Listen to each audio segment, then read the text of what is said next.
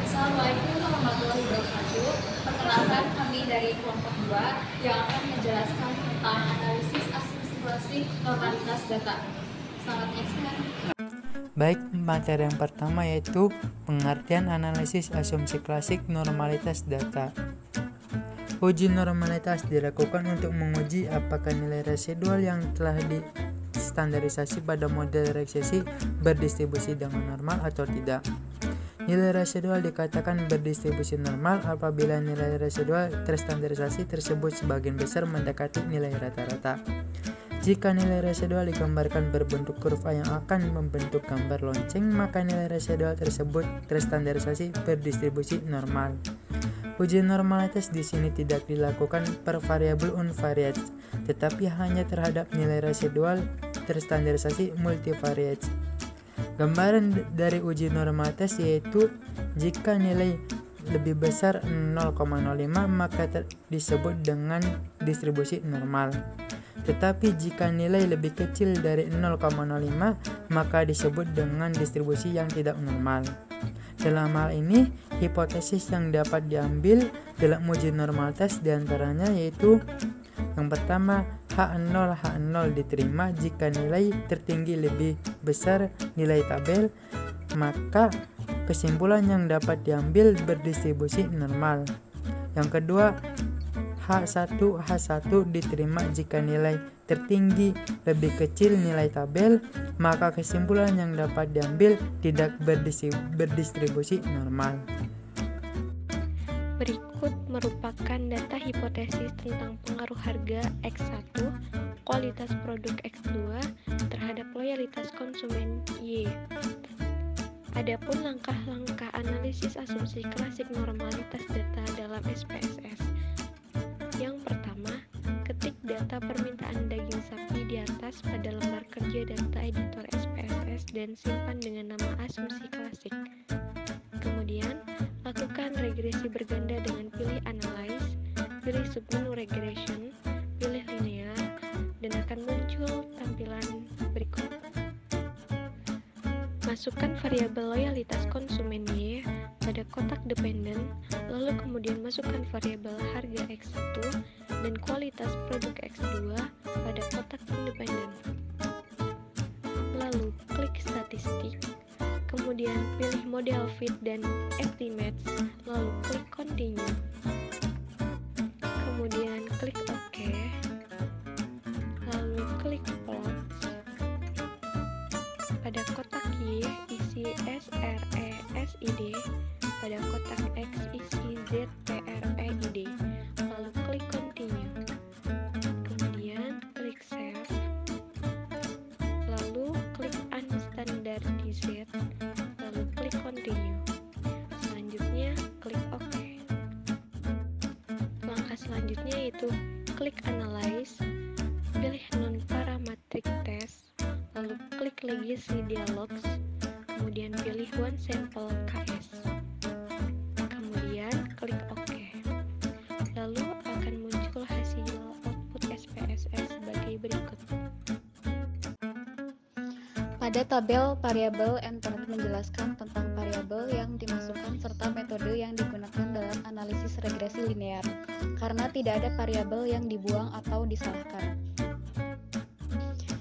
Pada tabel summary, tabel ini berfungsi untuk uji F dalam analisis regresi berganda. Pada bagian atas tabel terdapat informasi tentang model yang digunakan, termasuk koefisien determinisasi R-square yang menunjukkan seberapa baik model dapat menjelaskan variasi dalam variabel dependen. Prediktor-prediktor yang digunakan dalam model juga tercantum, yaitu kualitas produk dan harga. Kemudian, tabel tersebut memberikan informasi tentang hasil uji F untuk menentukan signifikansi keseluruhan dari model regresi berganda tersebut. Selanjutnya, dari tabel ANOVA tersebut dapat disimpulkan bahwa regresi memiliki signifikansi statistik dengan nilai P sama dengan 0,017 yang menunjukkan bahwa setidaknya satu dari prediktor memiliki pengaruh signifikan terhadap loyalitas konsumen.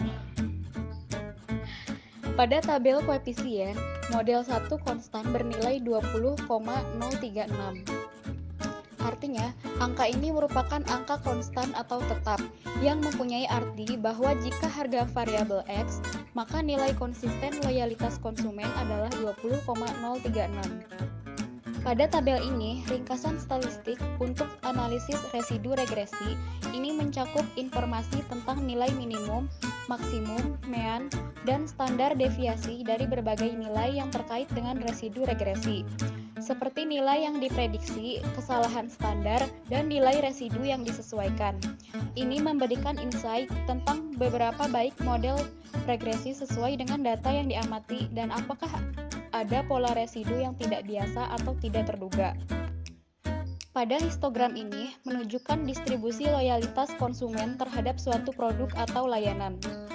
Di sepanjang sumbu horizontal, kita akan melihat rentang nilai loyalitas konsumen, sedangkan di sepanjang sumbu vertikal, kita akan melihat jumlah atau frekuensi kejadian nilai-nilai tersebut. Dalam konteks ini, variabel dependen adalah loyalitas konsumen. Pada diagram ini, sumbu horizontal X mewakili nilai-nilai yang diamati dari variabel dependen yang telah dinormalisasi. Sedangkan sumbu vertikal Y memiliki nilai-nilai yang diamati dari residu regresi yang telah distandarisasi. Residu adalah perbedaan antara nilai yang diamati dan nilai yang diprediksi oleh model regresi.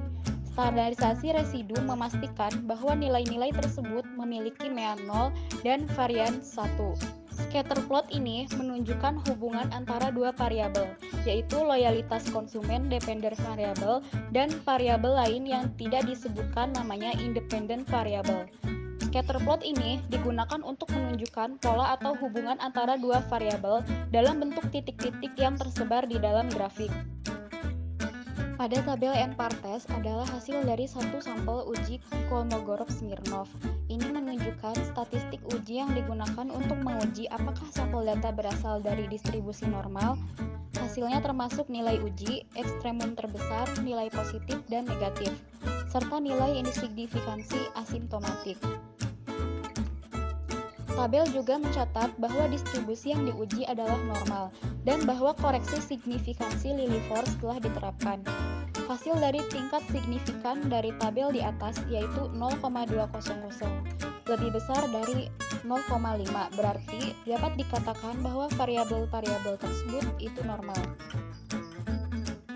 Kesimpulan dari yang kami jelaskan tentang uji asumsi klasik dalam normalitas data, kami menggunakan contoh data yang memiliki normalitas data yang berbeda untuk menguji asumsi terhadap distribusi data.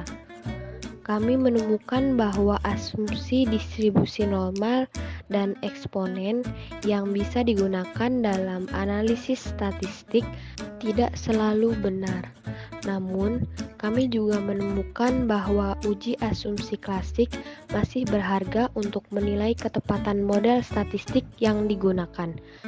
Kami berpendapat bahwa penggunaan uji asumsi klasik dalam normalitas data harus dilakukan dengan hati-hati agar tidak mengalami pelanggaran dalam normalitas data yang dimana dapat membuat kesimpulan yang tidak tepat.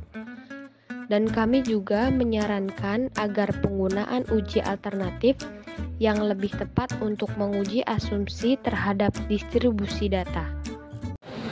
Terima kasih telah menyaksikan video penjelasan dari kelompok kami. Semoga bermanfaat. Wassalamualaikum warahmatullahi wabarakatuh.